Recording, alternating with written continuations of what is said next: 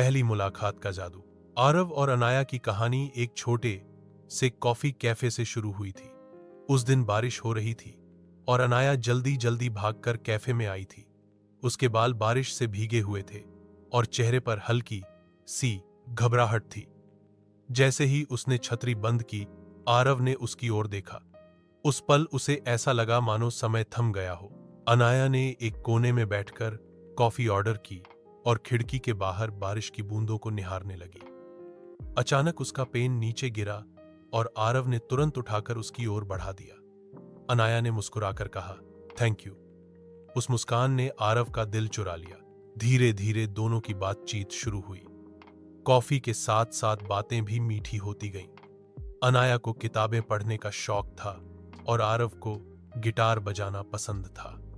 उनकी पसंद भले ही अलग थी, पर दोनों की रूह एक दूसरे के करीब महसूस करने लगी। दिन गुजरते गए और उनकी मुलाकातें बढ़ती गईं। कभी पार्क में टहलना, कभी लाइब्रेरी में साथ बैठना, तो कभी वही कॉफी कैफे उनका प्यारा ठिकाना बन गया। दोनों के बीच एक अनकहा रिश्ता पनपने लगा। एक शाम आरव ने अनाया को अपने कॉलेज की म्यूजिक नाइट में बुलाया। स्टेज पर आकर उसने गिटार बजाते हुए एक गाना गाया जो सीधे अनाया के लिए था।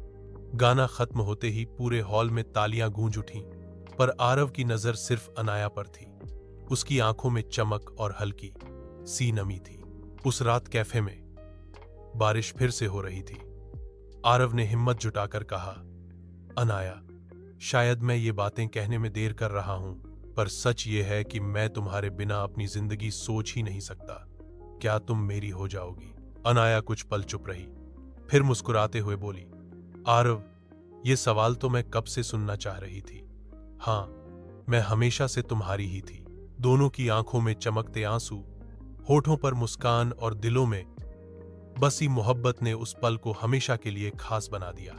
कभी कभी जिंदगी की सबसे खूबसूरत कहानियां अचानक मिल जाती हैं, जैसे बारिश की बूंदों में छुपी मोहब्बत और कॉफी की खुशबू में बसी पहली मुलाकात। अनाया और आरव का रिश्ता अब गहराता जा रहा था।